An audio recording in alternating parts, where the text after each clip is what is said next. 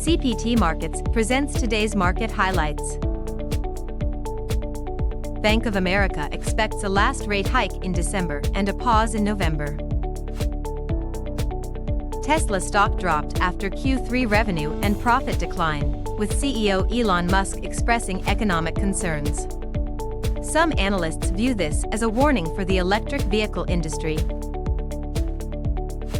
In its biannual financial stability report, the Fed expressed concerns about geopolitical tensions, global financial stability, inflation, and slower growth.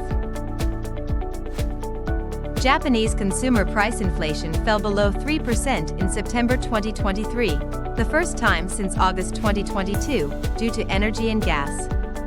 Inflation, excluding fresh food, stood at 2.8%, exceeding the 2.7% forecast. PM Fumio Kishida's government is planning a stimulus package to mitigate inflation's impact, including subsidizing fuel and electricity. Today's market overview.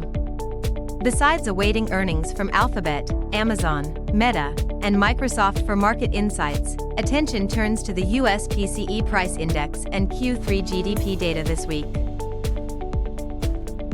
That's all for today. Until next time, when we explore more market highlights with CPT.